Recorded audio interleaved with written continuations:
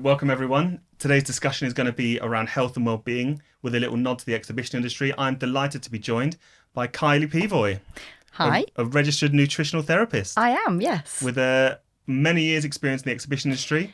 Unfortunately, yes. Yeah. 20 years 20 plus. years, yeah, wow. makes me feel very old. However, I'm still in it, so Yeah. I must love it. It's the industry that you just can't get out of. It really is. And today we're going to focus on the health and well-being, and we're also going to use our personal experiences and have a general discussion just to get people thinking about their guts, their mental health, maybe some challenges we face on site. And we're going to just sort of see what avenues we go down, because the topic of health and well-being is huge. What a spectrum. And I think when we've spoken about it before, there are so many topics to cover that we thought it might be quite insightful for other people to have a listen and take some things from it. I think the main thing is if people can take some tips and some advice, and whether that's on site or whether that's in the office, then we've done our job. Yeah, absolutely. So let's get started.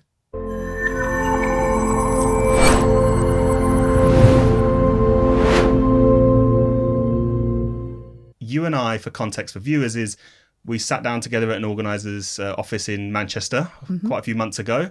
And we had this incredible discussion about health and well-being, food, mood, energy, gut health. And I learned more in that hour than I ever have.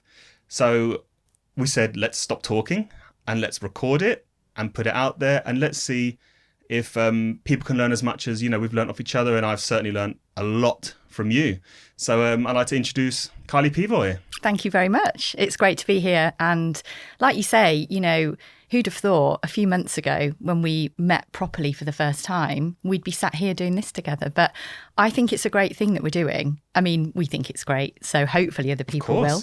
But I'm a registered nutritional therapist. I've also been in this industry for over 20 years. So I get what it's like to work within the exhibitions industry, and I understand the challenges, but also now I've got this knowledge that I really want to pass on to everyone and just be a support within the industry and try and make some changes somehow. And the first step to that is really awareness, I suppose. So hence us sitting here really and hoping that we have some listeners. Yeah, completely. And I think that's a really interesting point, is that you understand this industry and you understand the world that we live in. And something that a lot of people don't quite get sometimes is the on-site life, the traveling life, the concept of why can't I just be healthy on site? Why can't I just look after my body all the time, and routine? And, one of the best things I've been taught is that routine is key to a good well-being and healthy lifestyle. Well,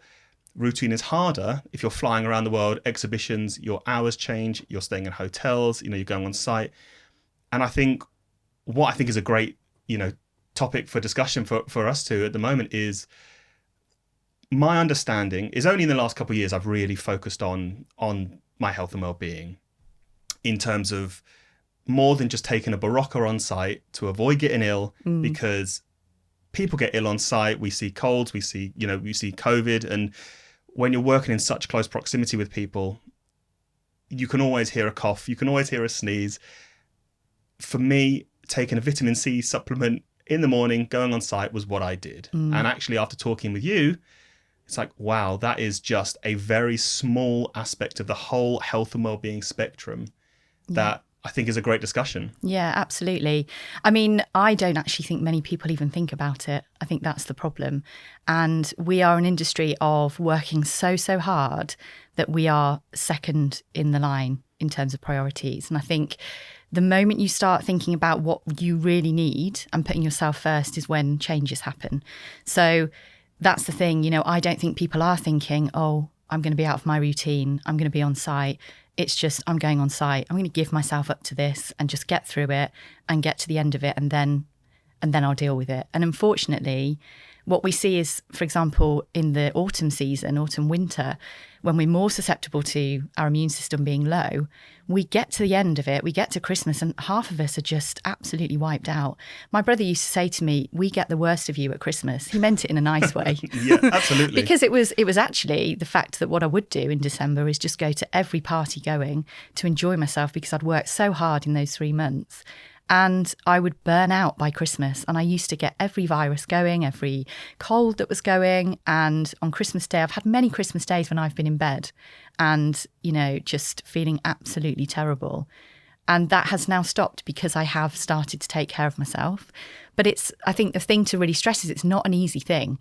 It's quite a difficult thing to put yourself first when you're used to just pushing on through. And, do we really know what we're supposed to do? That's the main thing, isn't it? We hear things, but you said to me yesterday, I think it was, we actually don't really know why we're doing things. We know what to do. We hear about it. We're bombarded by social media. We're bombarded by marketing, food labels. There's a lot of greenwashing going on, a lot of health washing going on. So we don't really know the facts. But the one thing I would say is that it's all about you. It's personalised. So what might be good for one person might not be good for you. So it's all about tuning into your body. I could probably talk about it for days on end, and I don't want to bore the listeners. However, there are some really good things to focus on. There are a lot of things to debunk as well, a lot of myths out there. And health is quite personal to people. So, for me, health equals positivity and happiness. And although that sounds cheesy, that's when I think about my health and putting it first, it's about being the best version of myself. So to prioritise myself and put my health as a priority, it means consistency, habits, doing things for the longer term gain. What does it mean to you? I think actually that leads on to exactly my understanding, which is, I'm 32 now. I would say I have felt the healthiest I've ever felt. I am the heaviest I've ever been, but that's where my mindset has changed. And I think all my life growing up, I've done bodybuilding, I've done athletics, I've done sport, and it was almost drilled into me that weight is the measure of health. Yes, yeah. And actually, as I say, when I was 21, I would say I had my lowest BMI, my lowest body fat. I mean, don't get me wrong, I enjoyed looking the way I did at 21, but 10 years later, I'm a couple stone heavier. I'm a very different body shape, but I feel like I'm the healthiest I've ever been. And I think that comes down to the supplements I take, the food I eat. I mean, who knew that your diet wasn't just, the rabbit food diet that made us feel good? It made us potentially go short-term goals, maybe lose some weight, these things that we're drilled to think that we need to do. Yeah, like the cabbage soup diet. What was that all about? No one's going to enjoy life on these diets. No one around you is going to enjoy life on those diets either. That's true. Yeah. That is very true. You can clear a room. And the yo-yo dieting, I'm such a yo-yo dieter. I go 3 months into something and then I sort of treat myself. And then next thing, the second treat, third treat. So again, you come back to the weight thing and how you feel. But actually, I'm now eating really well. I live by the 80-20 rule, which, you and I have spoken about many times. The 80-20 rule is obviously 80% of the time, I really focus on my nutrition and my diet. And 20% of the time, for me, generally in the evening time, I can have a bit of, a bit of naughtiness to sort of even out the scales with that. Yeah. And that's a great way to live. Yeah. And that's what I say to all my clients, 80% of the time, I don't like to use the word being good, but if you're just more focused and more structured, it's interesting that the more that you're focused and you're more consistent, the more freedom you actually have, where you feel like sometimes that you're more restricted. Yeah. But the things that you do on the day to day, the moment you wake up in the morning, how your day is set out in front of you in terms of what you eat, that will have a huge impact on the rest of the day. And the more you do that over time will give you really good results in the end. So, and if you want to at the weekend have like more chocolate or, make better choices with chocolate, even if you are going to have some, that's fine to do. It's just, I just don't believe in being miserable when it comes to food. Yeah, no, you're completely right. All these diets that you mentioned, I've done it all. I've done all of the calorie counting diets, like I said, the cabbage soup diet, the detoxes. The detoxes are great when they're done properly. But they're all a moment in time. And what we want to do is look at longer term health and longer term habits that then become part of our everyday that we don't even think about anymore. And that's then how we change, and we change our relationship with food. So that's how I work with people. I try and get these habits in place. If we can do it over a 12-week period, even better, because then that really helps with that consistency and that sort of end goal. But health it's ever evolving, and you just mentioned about how you felt, well, you feel better now than you did in your early 20s, but you were like sculpted and you're a bodybuilder. But even we need to look at decades of our lifespan. So how you might feel in your 20s, your body changes in your 30s. Again, it changes in your 40s, your 50s, your 60s. But if we tune into our bodies and we understand those changes, we can really optimize our health. So for me, I'm 45. There's been a lot of changes over the last 5 years. I'm heading into that period where it's like perimenopausal, and I'm educating myself. And obviously with my degree that I've done, a lot of that is already there, that knowledge, but I'm trying to empower other women to do that as well. It's so important to understand everything because it enables you to plan and be prepared for when those changes happen, whether you're male or female, it's going to happen. So. Yeah. And I think exactly, you said that it's almost like we're all going for the prevention method now.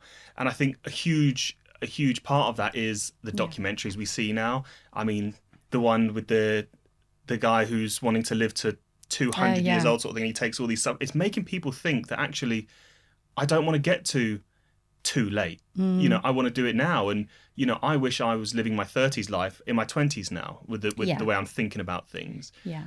What you were talking about before of what you start the day with, that is my biggest noticeable change.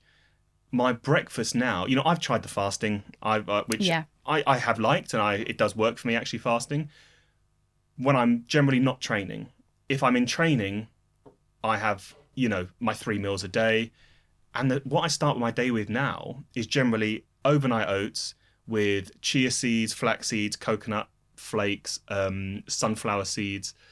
And although that does sound a little bit like a bird meal, bird cage meal. I mean, that's a great breakfast. And it's lovely, and it really is. And I notice that throughout the day. And cinnamon.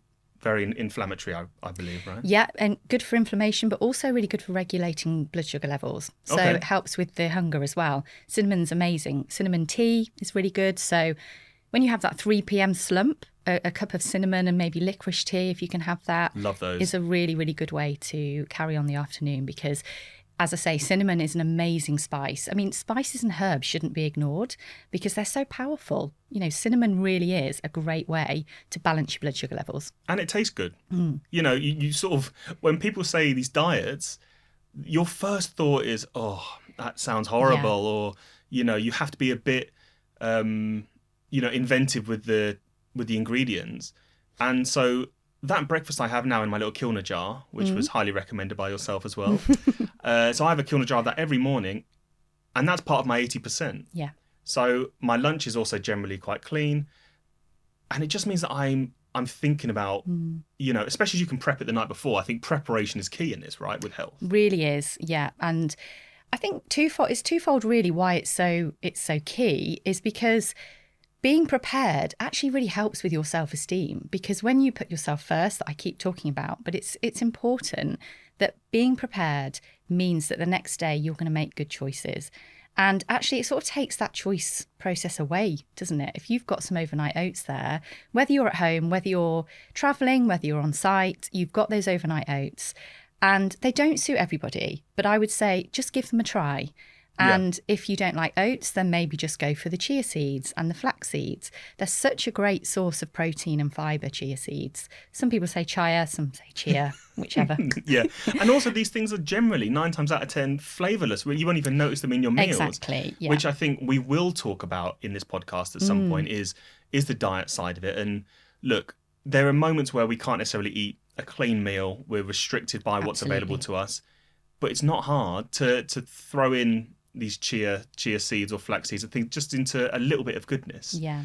And the preparation that we have to do now, you can do 2-3 days at a time, and it's all about making our lives more convenient, making them easier. Yeah. But I for sure feel less bloated from doing that. And then even if I have a bit of a naughty treat, it doesn't feel the same now after I'm having that breakfast. It just feels a little bit cleaner because I know in my head mentally, I mean, what is health? What are we really thinking about in terms of why should we be looking at health from more than just a weight point of view?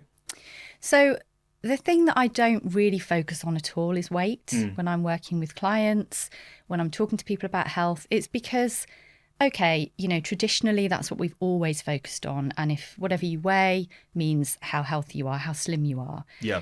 I find it really demotivating. And I've worked with many people in the past that have almost become quite obsessed with weighing themselves. I had one lady I was chatting to that said she weighed herself 3 times a day and she knew she was doing it. But, it can be hormonal, the weight, it can be body composition, so you could weigh the same as someone else, but actually your muscles and your whole body shape could be different. Yeah. Bone density is really important. We all have different bone densities. And it's also about where the fat is in the body. So visceral fat is the fat around our organs. Now, someone could have more visceral fat, which obviously is higher in terms of being complicated when it comes to health. So we need to look at that. We need to look at where the fat is. Lots of ladies in their menopausal phase will have belly fat around the middle. And that's unfortunately due to estrogen fluctuations. So it really depends. And I just think weight really shouldn't be brought into it. It's something I don't use. I look at the BMI just as standard at the beginning of a consultation. And then if I'm working with a client at the end of it, if they want to weigh themselves, generally it's a byproduct of looking after yourself. So, and it's a measure we can do at home. I think that's what gets people is, if we weigh ourselves on a Monday and then by the Friday we've lost 2 or 3 pounds, we have a lovely weekend. Yeah. When actually that, I fly probably every two weeks, 1 to 2, 3 weeks. I know when I land, I feel bloated and heavy, but I haven't necessarily eaten any differently. It's just the travel has an impact on me as well. Yeah, absolutely. When you land in a different country, first night is always different hotels you get on. When you fly as well, you're eating at a strange time. You're eating food that has been, without disrespecting plain food, it's not clean food. Yeah. Even if it sounds clean, it's generally probably higher salt intake because you can eat it in the sky. Yeah. And then I get home and you just feel bloated and clammy. And if you're weighing yourself after that, it's not accurate in any way. Yeah, and you might feel good at some stage and then you weigh yourself and it completely changes how you feel because the scales are determining how you feel. So I personally prefer, if I want to look at a measure of how I look, I look at maybe how I feel in my clothes. So like dress sizes, for some people can be a way to measure that, but it's about how you feel. It's about your skin. It's about mentally, what state is your mental health in. And I know that traditionally it's always been a measure, but we need to break through that really. And maybe people are strength training a bit more these days. So that will obviously, muscle is denser than fat. So that will obviously have an impact on your weight. But I think, for me, it's a no-no. Yeah. And I think it's always tough, isn't it? I was sort of taught that like a fistful of muscle is the same as a forearm of fat in weighing terms. And it's really hard because it is something we measure at home. And, I know some gyms have these BMI style machines that, you can fully weigh yourself and get an accurate, but that's not always easy to do. I mean, for me, especially now, I see health mainly as the mental side of it, the mental clarity, how I'm actually just generally feeling, how I'm sleeping. I remember, when you're 21, you can run on a hangover. You don't need much sleep. Whereas now I respect sleep so much more now than I ever have. And I don't really stay up late because I know how good I'll feel. I'm generally asleep by 9:30, 10 o'clock. It's great. Yeah. And, I have a very early alarm. So I need 8-9 hours to fully function and feel good because the recovery is key, right? Yeah, absolutely. And I think, sleep is a huge topic and I know we are going to cover that. But mentally, how you feel, you might wake up and feel great after a sleep, and going back to the weighing yourself thing, you might jump on the scales and then feel crap because you've actually felt good. And then that is just a number. So my advice is just ditch the scales. and just, it's all about how you feel. I And think I a lot know of people that will like that that's, advice. yeah. Yeah. And I know that, for some people, that's just what they do. But my advice would be just, hide them for a bit and then just base it on how you feel. And even if you just go from weighing yourself every week to every month, maybe do it that way. Because once you start getting the body back into balance, that is when the weight does tend to go. So we still want to burn the fat. That's at the end of the day, I'm not ignoring weight loss, but it is definitely something that happens when you start focusing on your health. Yeah. And I also think when you talk about health, dieting is, dieting's great for the reason you need it for. But the gym, for example, or a workout or a run, that gives me more than a diet. When I go for a run and you listen to some music or you listen to a podcast, I'm burning calories and clearing my head. You get outside, I'm not a fan of the treadmill. I get so bored on those. I have to go run Same. outside. I really, and why would I want to add an incline? But, when you're outside and you do that, it's very different to dieting. And dieting for me is, if I'm only dieting, it's just not an enjoyable experience. And it's not something I can keep up for life. That's where, so we met probably about a year ago and we've had many discussions about it. And I think what was really good and what I've learned the most is it's made me think about how I could be consistent in my life and not just do a 3-month binge diet sort of thing. And actually, this is why I love the 80-20 rule, because I can take that for years and years and years, keep up my health. And, when I'm going on site in the exhibition industry, I really think about it there, because we have that, issue where we can't always access clean food and, not every hotel has a gym. Not every city is great to go for a run. So we are restricted in some areas in this industry. And so what I think is great, and we are going to talk about it in the podcast, is some tips and tricks to, for people that go on site, because it's not an excuse anymore. No, and I think we could all say, oh, well, the hotel doesn't have a gym and I'm on site. In fact, I've done it. I still maybe would do it sometimes. I'm just like, well, I'm on site. So yeah, it's almost like everything I've done every day consistently goes out the window. But it's about looking what you can actually do now. So what can I do just to keep something as an anchor for my health? So, for example, if you can book a hotel, then try and look for those hotels that make that a bit easier. Book breakfast, don't skip the breakfast part, because you can use the hotel breakfast buffet. That's a great way to make sure that you're getting your energy levels up by being prepared as well. So when you go on site, and, just the really key pillars of health. And that's something that I wanted to cover today, was about the main things that we can do, whether we're in the office and it's, the busy, silly season, or whether we're actually on site. So things like hydration, I mean, that is so important. Yeah. And I know that it's probably a bit cliche talking about water and hydration, but it really is important. And there are so many reasons why. Well, I know more people that don't drink water than do. Really? And you're right. It's such a simple thing that we should all do all the time. I mean, I drink litres of water every day. I've gone through phases where I drank no water when I was younger. I was always on the Diet Cokes and things like that.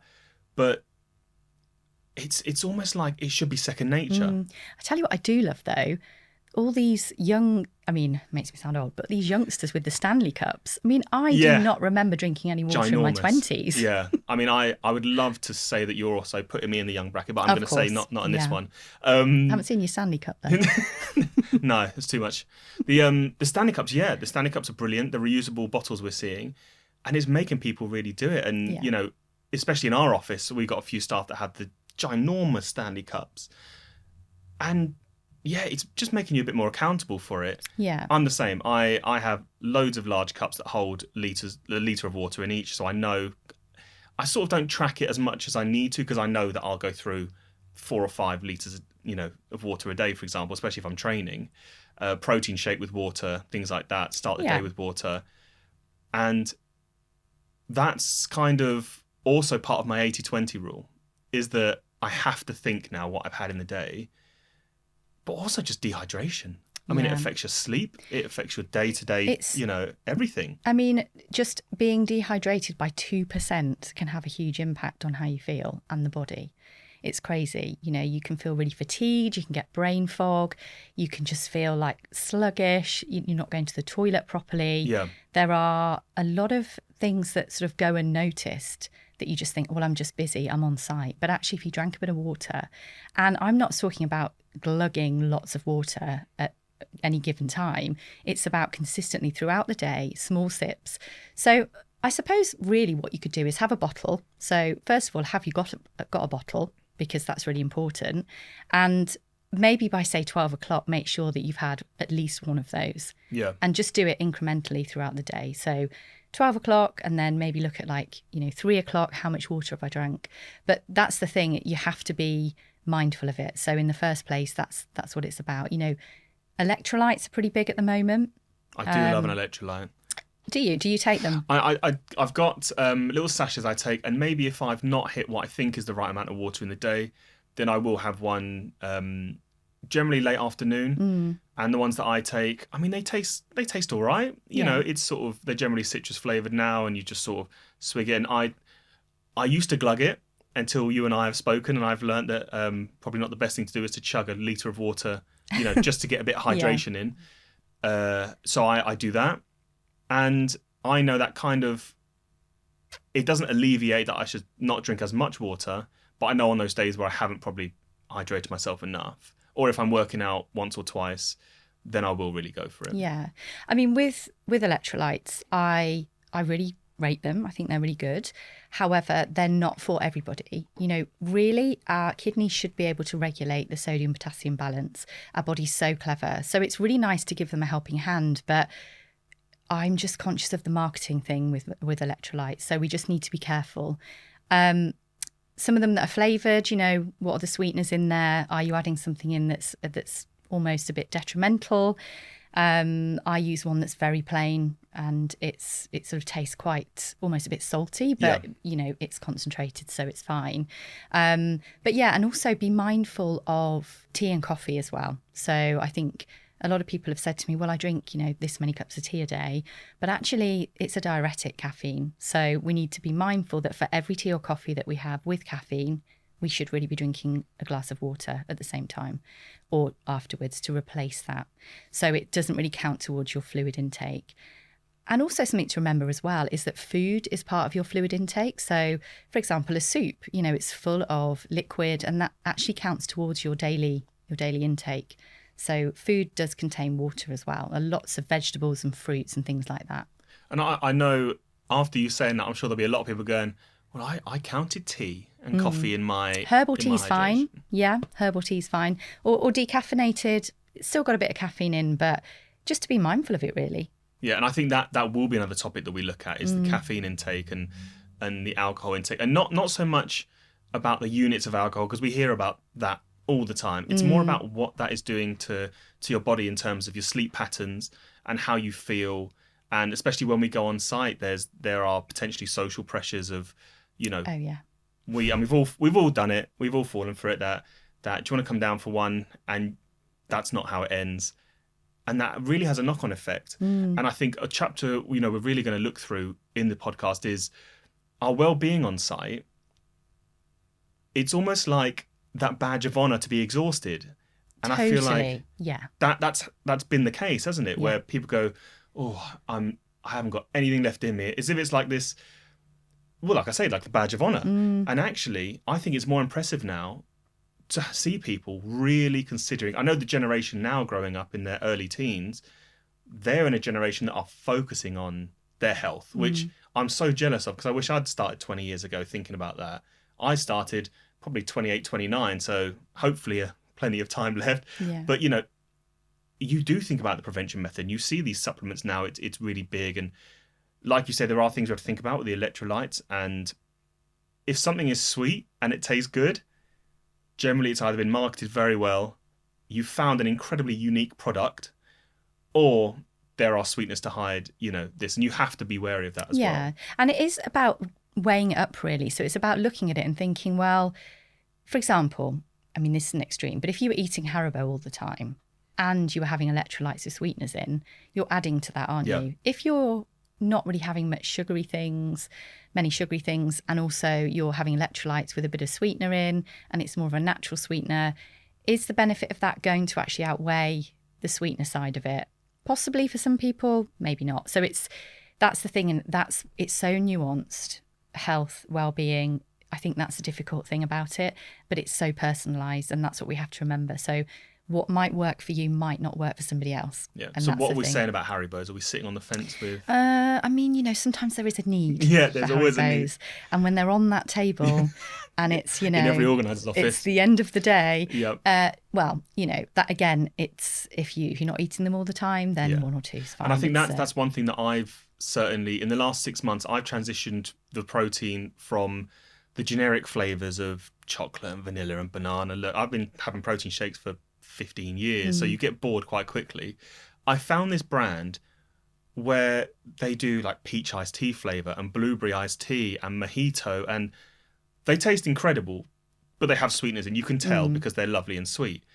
So that is now my treat. I'm getting a good protein intake, but if I've had one of those, that's almost like I treat that as my evening sweet, a bit of sweetness. So I wouldn't have a chocolate bar anymore if I've had, I would never have both because I can tell. But I feel like if there's a way that I can have a bit of sweetness, it's going to be something that's got 97% protein in, I think it is. Yeah. So look, they're hard to find, and they're far and few between at the moment. But that's kind of half of my 20 rule as well, because I know it's good for me. I wouldn't have it if I hadn't worked out in a day. But peach iced tea protein, I mean, I feel like I've hit the jackpot, really. Well, not the mojito one. Yeah. Yeah. But I've been told I'm not allowed to put alcohol in the... No, that's probably going a bit over the top. Yeah, protein alcohol. That was on a programme recently, and I don't think it did very well. So the protein that I have, for example, I have it most days, and I've always been taught, protein performance, a little bit of carbs, a little bit of fats, things like that. But actually, no one's ever sat me down and said why you need these things and why do we need supplements. And, we all get inundated with social media pressures all the time, whether it's just seeing someone with a six-pack, seeing someone incredibly healthy, or just adverts. You think, oh, this is a really nice story. And then right at the end, they say, add my name for a discount. And you go, oh, well, okay, well, this is a sales technique. But I always think it's a little bit like you don't have to go 0 to 100 overnight, which is how things are shown to us. How many times do we see get rid of your beer belly in 2 months and get rid of this overnight, and I woke up half the size? And it's like, well, that's not what happens. The mental side of it is a big thing for me, and the supplement side, where do we stand with supplements? We should be taking them, should we not be taking them? What do we think about? So that is quite a big question. And I am a fan of supplements, definitely. They are part of my practice, my protocols for clients. I always give clients the option to purchase them. And they are great when you need to really focus on certain aspects of health and when you have to do a bit more targeted nutrition as well. So, but my main philosophy about it all is food first. Yeah. So there is no supplement that can outweigh eating a good diet. So the best thing to do is clean up the diet first, get the foundations right. And you've mentioned protein, fats, and carbs. Carbs are not the enemy, and they definitely are needed. And fibre is the poor little thing that's always forgotten Always about. gets forgotten, yeah. I mean, more people are talking about fibre, which is great. And we mentioned chia seeds earlier. They are an absolute powerhouse of food because they contain a really good amount of fibre and a really good amount of protein as well. So to get them in throughout the day, even if you just soaked them in like some coconut yogurt or liquid of your choice, that's a really good way. Overnight, they sort of increase in size, and they're a really good way to start to get more fibre in. Now, going on to fibre is something that is just so important for things like our cholesterol levels, blood glucose management, our weight as well. We're talking about weight, so that weight around the middle. And there's 2 different types of fibre. So you've got soluble fibre and insoluble. And the soluble fibre is that fibre that goes through the digestive tract and almost forms a bit of a gel. So it starts to sweep everything up. and basically means that you eliminate really, really well. So it helps, it's a bit like a road sweeper through the digestive tract. So anything that's a really good soluble fibre source, like chia seeds, oats are really good for that as well. They're really, really handy to add in every day, because over time, that's when you'll start to see the benefits of that, because the more regular our bowel movements are, then we don't start to experience things like IBS symptoms. So things like constipation, diarrhea, pain in our guts, that kind of thing. The more that we focus on fibre, the better. So it really, really helps with that. And I suppose, when people say fibre, the first thing they're going to think about is fruit. That's what we're taught is to fight. We talk about chia seeds and all this sort of stuff. In the more day-to-day foods, you have generally the fruit, vegetables. Yeah. Vegetables are amazing. Yeah, vegetables are great. The biggest thing, and it just sounds so cliche as a nutritionist, is to tell people to eat more vegetables. But honestly, it is the best starting place because they are a good source of carbs as well. And they're the types of carbs that we need, for fibre. So fibre is really good for satiety. So when we want to feel like we want to feel fuller for longer, the more fibre we have, the better. So things like grains, quinoa is really, really good as well. Quinoa, again, has got a lot of protein and fibre in. So if you can cook it, brilliant. Do a big batch of it, do it on a Monday, and then you just add a scoop to salads and things like that throughout the week. You can even have it for breakfast with eggs and stuff, or get it in a packet. That's a better way to do things if you're in a rush or you're going on site. I suppose fibre as well it's probably the thing that takes the biggest hit when we go on site and when we're going through stressful moments. And, I know when I'm on site, I'm generally bloated a lot more than I am at home. And I probably have different bowel movements when I'm on site versus my energy levels. And actually, I can be really clean at home. And then for some reason, exactly what you said earlier, I go on site, I'll have a full English in the morning. Right. And I honestly think it's that it's the going into a work shift, almost like the caveman approach of, I don't know when my next meal is going to be. It's going to be a long day. I need to stuff my face as much as I can now, when actually that's not always the case. And what you mentioned earlier, and you came to our offices and you explained to all the staff, we had a really good discussion about it, is like the Kilner jars. And that there is nothing wrong with going into a breakfast buffet and, squirreling a bit away, and having that for later. And I think that's for some reason when I go on site, I have more hot chocolates, I have more sugar, I have more carbs, and then I wonder why I'm feeling bloated and why my energy levels are suddenly all over the place, because I had that 10 a.m. chocolate bar, which I would never have in the UK. Yeah. And there is also nothing wrong with a full English. I think you've just got to look at it slightly differently. Thank God for that. In terms of in terms of the traditional fry-up. Mm-hmm. So one thing I like to do is, if I'm in a hotel, I'll have a look at all the options. And often there are, I was in Berlin actually, and the Hilton there was amazing. It had a salad bar for breakfast. So it had quinoa and all sorts of things like beetroot and salad and grated carrot and everything. So I would put that on a plate, and then I would go to like the eggs. I often get an omelette made for me by the chef. So that's a really nice way to get in some, better than the fried eggs, a bit of protein, a bit of healthy fats as well. Pack out the omelette with mushrooms and peppers, and add a bit of cheese as well. So that really keeps you going. If you like eggs and you can eat eggs, then obviously that's a great thing to do. So that's important. Baked beans are actually good. Well, there will certainly be a lot of people especially in Britain, that will love to hear that baked beans are good. But they're a great source of fibre, and if you had baked beans, scrambled eggs, and, had a look at the buffet and just thought, actually, so I like to have things like the cold meats, like the Parma ham and stuff like that. I love that, yeah, and just fill up with protein, and then if you really want to have a pastry, have it afterwards. So you're just managing your blood sugar levels, and always fill up your Tupperware or your Kilner jar.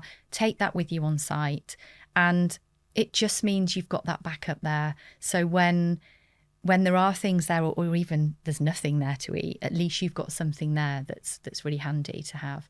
And you could always keep a bag of chia seeds or flax seeds in the office as well, and add to your pot. Add some yogurt. I'm really into the coconut yogurt at the moment. that's really great. But, Greek yogurt, full fat Greek yogurt is the best. Yeah, and I think the breakfast is actually such an important meal that, especially as I've learned and going on site, because it's not just about keeping you fuller for longer. Actually, it's the whole mind, body, soul thing, isn't it? I know that I'm a lot more focused. I know that my energy levels don't drop. I know my decision making. I do suffer from hunger. That's something I've had to just grow up with. I can't help it. But it's also just that level of, since really focusing on my health, I wake up completely differently. I feel so refreshed. The water, if I used to go to bed and I would take a pint of Diet Coke with me to bed. And now I think how I wake up now, now I wouldn't have anything other than water after, say, 8 p.m. And that has a big effect. So it's not just like the breakfast that makes the big difference. It's also how you go to bed. And going to bed on, 2-3 drinks after 8 o'clock that aren't water, especially alcoholic or caffeinated, things like that. For some reason I'm having a night tipple of, I don't know, honey rum. You're like, well, it's alcoholic, full of sugar, and it's about 10 p.m., which is out of my normal routine. And a routine is something we're going to talk about as well, because how important that is. That has a detrimental effect as well sometimes. And we feel exhausted on site. We get ill on site. We get ill when we get home from site. Oh, yeah. And we sort of blame that a lot of the time on the long hours and the consistent hours, because we don't get weekends off on site. Spoiler alert to anyone who wants to get in the exhibition industry. And, and we also blame it on age sometimes a little bit. I remember when I was 18 in the industry, I could have very little sleep and go on site and, and be myself at 18. Yeah. Well, 32, I can't do that, but that's not just because I'm 14 years older. It's because I'm looking after what goes in my body. Yeah, absolutely. And also your body changes. So the enzymes that we have that help with the detoxification process, for example, the enzyme that breaks down alcohol, we tend to get less and less of that as we go through our years. So when we're in our 40s, we can't break down alcohol as quickly. Our liver can't process it. But interestingly, the liver will always prioritise alcohol. Yeah, I've heard this, yeah. And that's something that blew my mind really when I learned about it, because even if you've got other things going on, that is the priority. And that sort of shows how much of a sort of toxin that alcohol is. And I don't want to sit here and tell people not to drink. And, I'm not sober. Like I do enjoy a drink from time to time.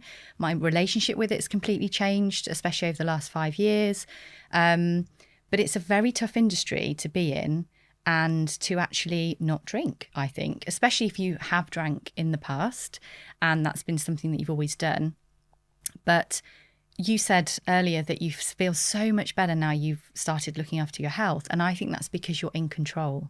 And once you start doing that, the knock-on effect of everything else is huge, because you learn to say no in situations. Your mindset changes. You're in control. You aren't so bothered about peer pressure as you get older. You don't really often care about what other people think quite as much. And because you know the benefits of like sticking to your standing your ground, then it's a lot easier to say no to things. So if you know that alcohol just doesn't agree with you, maybe just have 1 to 2 of those glasses of wine and then have lots of water, because really, what's it worth the next day? Now, I couldn't think of anything worse than having a hangover on site. Also, just the implications of it sometimes. I think I've been through a situation where I went to a conference, had a really great day. It was really well done. And I spoke on stage. I met potential clients, I met some colleagues. And then in the evening, we all got suited and booted. We had our awards dues, which are lively, we'll say. And I had my first drink of the night, which was a lovely glass of red wine. I was looking forward to it all day, I'm not going to lie. It was a very long day. And it was my way of relaxing. And then, of course, they brought out a tribute of Boyzone, on stage, which was phenomenal. Was that the dream? That was the absolute dream. Yeah. And of course, I was singing my heart out, and he called me up on stage. What did you sing? Oh, it was "I Want It That Way." It's like Backstreet Boys. Absolute classic. And they were singing. It was like a tribute of all different boy. It was incredible. And so I got up on stage because, I mean, you know me, I know you. We don't need many invites to get up on stage. And the photo came out the next day of me singing into a microphone holding the glass of wine. Now, that was my first drink of the day. It was still mainly full, so I hadn't really even had any of it. But the implication of that photo, for anyone who wasn't there that night, I looked like, you know, inebriated idiot that's gone on stage and grabbed the mic. Now, that is detrimental to many things. And that just really hit me. And although I overthink it, and a lot of people probably didn't care, but for me, that was my triggering point. And I think everybody has that when it comes to whether it's alcohol, whether it's weight loss, whether it's something that happens like a health scare. We all have that moment that's personal to us where we start to make changes. And there are many reasons for me. So I actually gave up alcohol for 4 months last year. It was only supposed to be 100 days. And I could just see the rewards from it were just so huge that I carried on. And it was just so good for my self-esteem and my mental health to have that break as well and just see how I really felt with it. I'm not going to lie, I found it quite hard at first because I was on site at times and it was that, you know, peer pressure, and also not so much that, but just the release of the day, you know, that relaxing and that's what it is. Glass of wine. And to be honest, you know, I found that really just one glass of wine can do that. Yeah. Anything at past like 2 drinks, really, I think you're just sort of drinking for the sake of it. But that's the hard part, because that's when you need to almost dig in and say, okay, I know now this is going to make me feel rough tomorrow. But there are lots of things you can do. And, you know, going back to supplements, we can support our liver with some supplements. So milk thistle is amazing for liver health. And if we are drinking alcohol, then if you know that you're going to an awards do, or you're going out for a team dinner, or going out with clients in the evening, then when you go back to your hotel room, drink some water, maybe have a tea that's a liver supporting tea. There's some lovely brands out there at the moment. And also take some milk thistle as well, and take some in the morning. And that's going to really help with processing the alcohol and just giving your body that bit of extra support. And that is why I'm a big fan of certain supplements, you know, because at certain times we can really focus on areas of the body that need more support. And it might mean that for 3 months that we do something where we have a couple of different supplements as a protocol. And that's when I think you can really see how effective supplements are. Yeah. But going back to food first is always a priority. You know, food, you just, once you start nourishing your body with the right foods, then you start to really see food differently.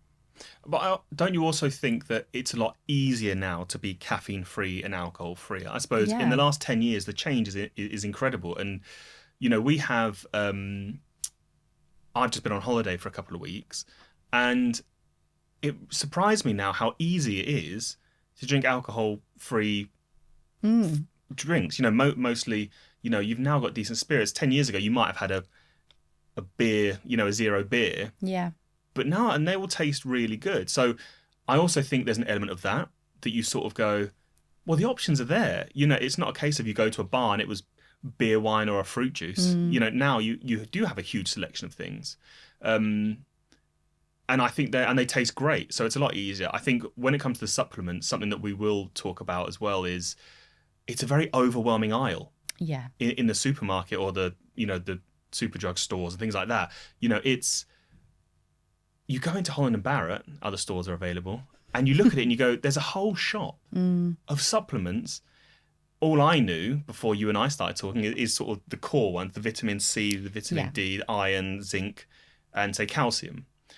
But now I drink these incredible teas. Milk thistle is a drink I enjoy as well. I have milk. I have artichoke. Yeah, lovely. Artichoke teas. So that's amazing for the gallbladder, and that works hand in hand with the liver, which is great.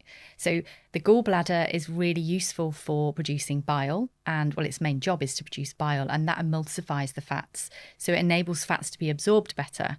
So that anything you can do to support the gallbladder is really good. So things like artichoke is amazing, even when you're eating it as well. So Jerusalem artichokes. And I'm starting to really see ashwagandha. Yeah. And that I feel like that's a few of my friends are starting to get on that. I mean, it's a calming So it's adaptogenic, which means that when you take it, the body uses it as it needs. So it's a really powerful herb, and I find it works really well for men. So it helps with stress, anxiety, that general sort of your stress hormones, when you're rushing around. And so it's worth a try. I would always say with supplements, just be careful. We get bombarded, and there are so many things out there and different viewpoints on them. But it is always good to speak to a healthcare practitioner about them. So, if you do have a nutritionist or somebody that knows about supplements, because there are a lot of people on social media that are recommending things that shouldn't really be doing it. They're so powerful, and supplements are really potent. So we do need to be careful. For example, magnesium is my favourite. There are different types of magnesiums, and they're for different things. So, you can just get a general form, which is really gentle on the gut, but there are different types, like bisglycinate is really good for our brain health.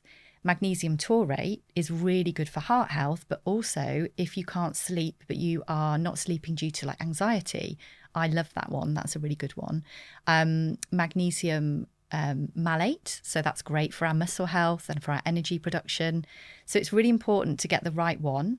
But it's also something that is that powerful, it can really lower blood pressure.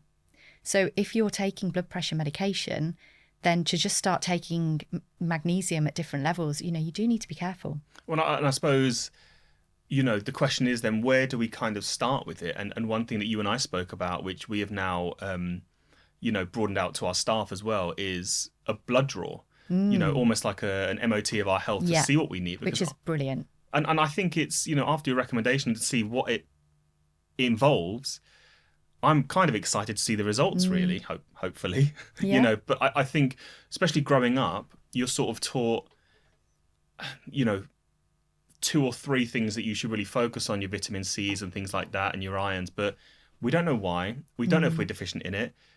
You and I have talked at length about multivitamins off the shelf, and I've taken multivitamins before. When I go on site, I take a couple of different supplements, but mainly just to what I believe will boost my immunity.